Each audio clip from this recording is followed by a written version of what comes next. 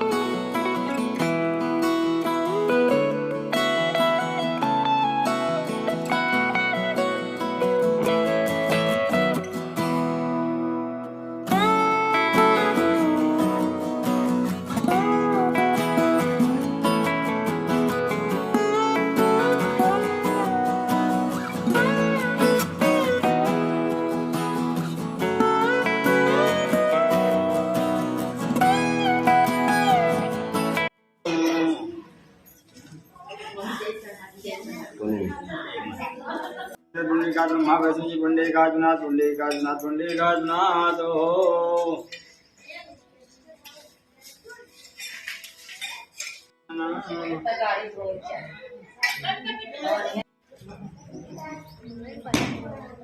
सुशिलसाधो वरिष्ठनेमि सस्नवेदृगात्मकत समामृत विष्णुमातर शुभम्यावने विददेहो जगमे गणे जावद्रसो विश्वे आवसाकमन्नहि भद्रगणमेणां भद्रं पश्येमाभिर्यत्राश्चर्देवी सुन्दिनि सर्ववन्ति देवा संचारकदर्शनं त्रिपुरोहन्ति मानवद्यादेव शान्ति पृथ्वी शान्तिरापय शान्तिरुषं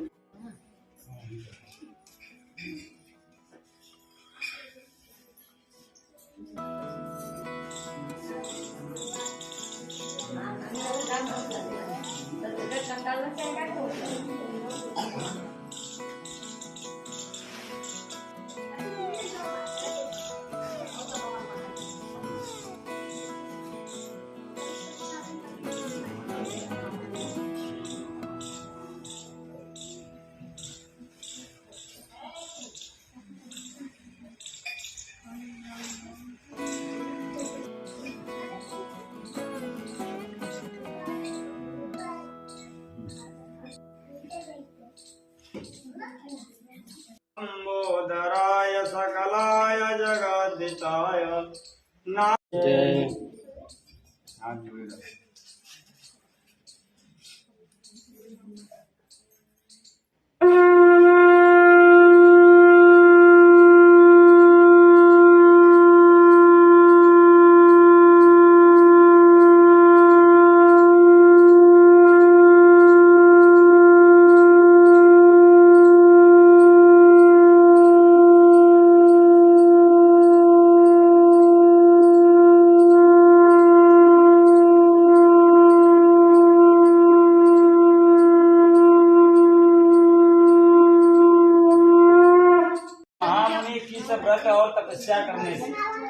व्रत और तपस्या करने से मन वांछित का मतलब होता है कि जो मन की इच्छा हो वो फल हमें मिल जाए, प्राप्त होता है। उसे हम सब सुनना चाहते हैं, आप कहें।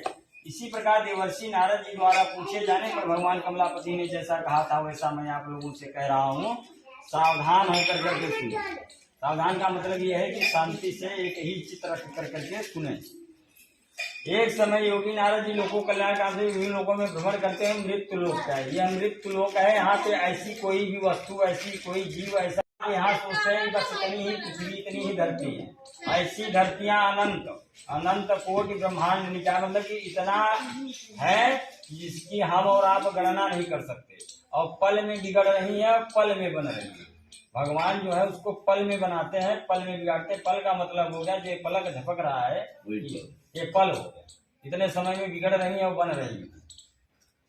मृत्यु लोक पर आए, यहाँ अपने कर्म अनुसार, यहाँ किसी को कोई दुख और सुख नहीं देता है। सब जो जैसा करता है वैसा ही भोगता है।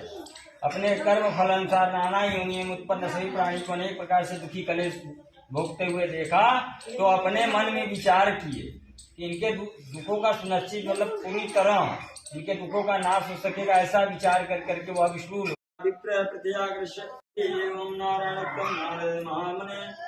कि जब भी कोई मनुष्य सत्यनारायण भगवान का व्रत करेगा पृथ्वी पर, उसी समय उसके समस्त दुख पाप नष्ट हो जाएंगे। इस प्रकार अभी भगवान श्री सत्यनारायण भगवान और विष्णु जी से और नारद जी से जो भी आप लोग सुन रहे थे, ये भगवान विष्णु जी से और नारद जी के बीच में वार्तालाप हो रही थी। जब उनके पास गए मृत्यु लोक का देख करके दुख, उनसे जब पूछे तो वही दोनों दिन का बात ये हो रही थी। तब उन्होंने कहा कि आगे मैं क्या कहूँ। तस्मादित्य से वो कह रहे हैं कि उस ब्राह्मण के सुने हुए पृथ्वी पर किसने व्रत को किया है वह सब हम सुनना चाहते हैं, आप कहें। इस उसको सुने हुए श्रद्धा हो रही। तब सूत जी बोल रहे हैं पृथ्वी पे जो इस व्रत को किया है आप लोग सुने। एक बार द्विज सेठ अपनी धन संपत्ति के अनुसार व्रत करने के लिए विदित हुआ, किसी भी ककड़हारा लकड़ी बाहर रख कर करके वह ब्राह्मण को व्रत करता हुआ देख करके प्रणाम कर करके उनके पास गया और आदर पूर्वक उनसे पूछा कि हे विप्र, तुम यह क्या कर रहे हो, इसके करने से किस फल की प्राप्ति होती है। तब वह विप्र कह रहे हैं सत्यनारायण सर्वप्रथम सत्य प्रसाद में सर्वधन सत्यनारायण व्रत है जो भी मनोरथ प्रदान करने वाला, मन के रथ को। जैसे कि हमें और आपको यहाँ से जाना हो अगर कहीं, तो गाड़ी है, घोड़ा है, उसी प्रकार से हमारा और आपका, हम यहाँ है, हमारा आपका मन कहीं और चला जा रहा है, तो वो किस रथ से जा रहा है, मनोरथ। उसी प्रकार उन्होंने कहा मनोरथ प्रदान करने वाला प्रभाव से मुझे सब धन जल किया, प्रसाद को ग्रहण किया। चंदन की लकड़ी होती है खुशबू से 1 रुपए की उसकी लकड़ी 2 रुपए में बिकी। वह प्रसन्न हृदय से होकर करके घर आया और पके हुए केले का फल, शक्कर, घी के समान मुख वाली विनय और सौंदर्य से पति के क्या जो है पुत्र आदि प्राप्ति काम से अतुल तेज संपन्न। लेकिन यहाँ वो संशय वाली भी बात कर रहे हैं, जैसे कोई भी काम होता है संशय हो जाए, तो वह संशय भी वाली बात कर रहे हैं। कह रहे हैं क्या इस व्रत से अवश्य ही होगा। तो वह प्रसाद को ग्रहण किए, अपने घर आए अपनी पत्नी से।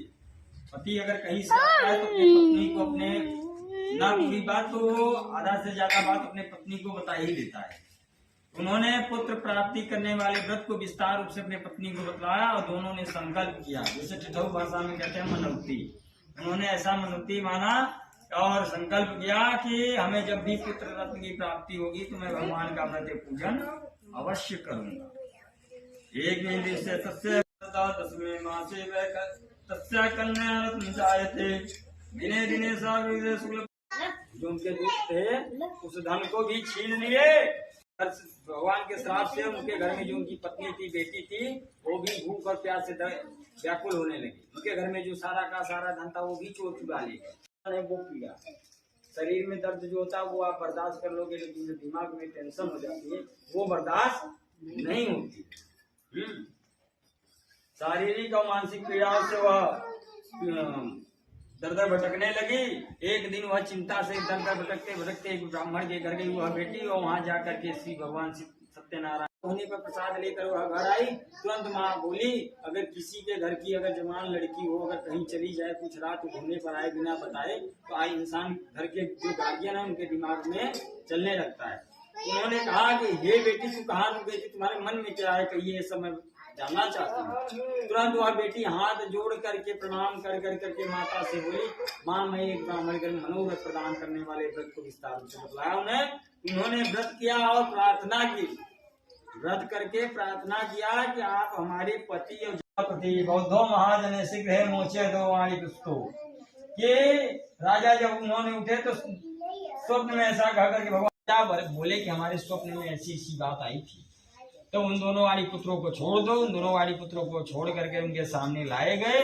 तब वह दोनों वाली पुत्रों हाथ जोड़ कर करके राजा से बोले कि मैंने ये चोरी नहीं की थी, जब भगवान की कृपा हुई तब। ऐसे उनकी बात तो कोई नहीं माना।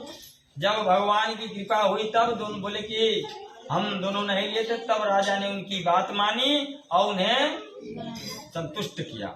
तो उनको बोले कि आप लोगों को जो महान दुख प्राप्त हुआ था, इस समय कोई डर भय दुख नहीं है। अब आप लोग एकदम निडर रहिए और स्वस्थ रहिए। बेड़ी सौग्राम आदि कराया। राजा ने वस्त्र अलंकार देकर उन्हें संतुष्ट किया था। पहले जो धन लिया था 1 रुपए लिया था, तो उसको 2 रुपए दे दिया। 2 रुपए दे करके उन्हें संतुष्ट किया तथा सामने से बुला कर करके वाणी द्वारा आनंदित किया। वाणी द्वारा मतलब अगर किसी को आप मारेंगे तो डंडा गोजी से, अगर किसी भी चीज से मारेंगे तो साल 6 महीने 2 साल यही उसको जो है तकलीफ रहेगा। लेकिन अगर किसी को वाणी अगर ऐसा बोल दिए तो मरते दम तक नहीं भूलने वाला है। इसलिए सबसे ज्यादा घाव वाणी से लगती है। वाणी अपनी शुद्ध करके ही बोलना चाहिए। उन्हें वाणी द्वारा आनंदित किया। पहले जो धन लिया था उसे दूना करके दिया। तब उन्होंने कहा राजा को प्रणाम करके कि हम आप अपने घर की ओर जा रहे हैं।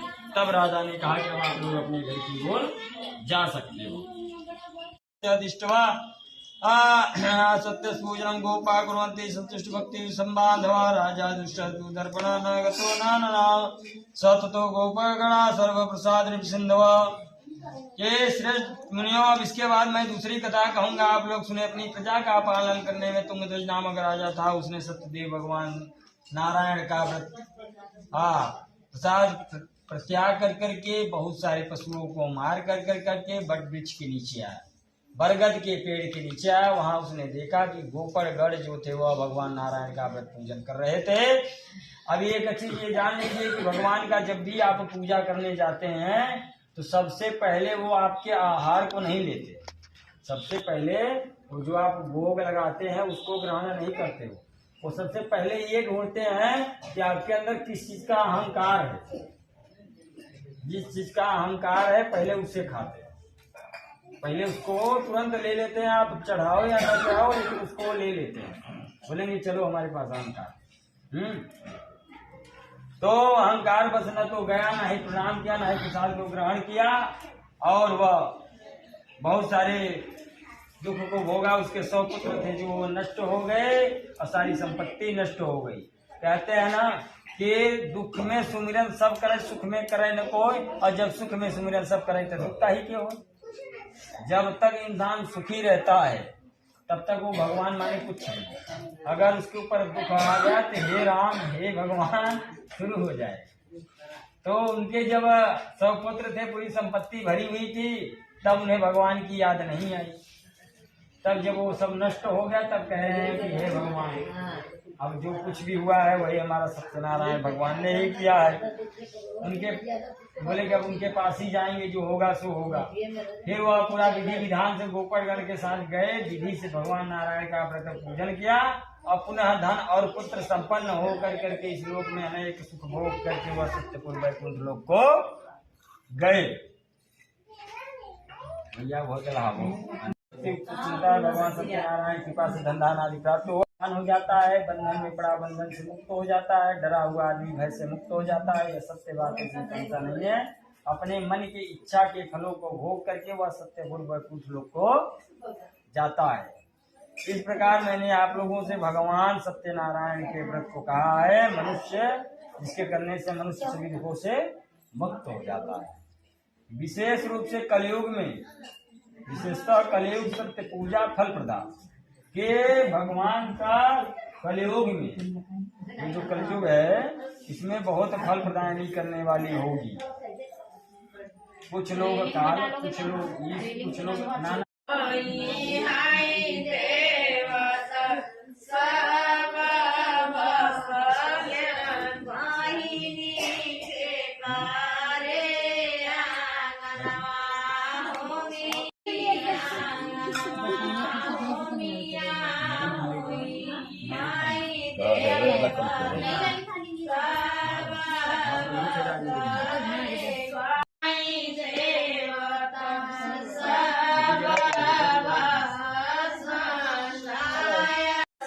जो तैयार कर रही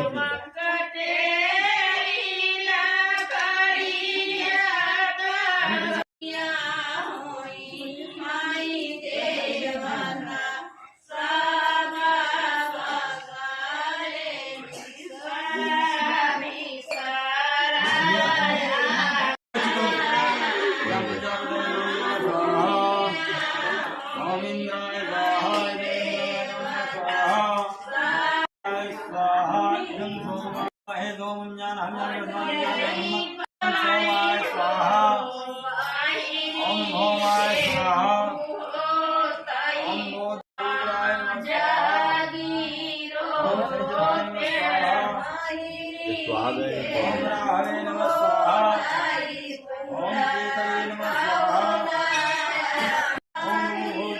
स्वाहा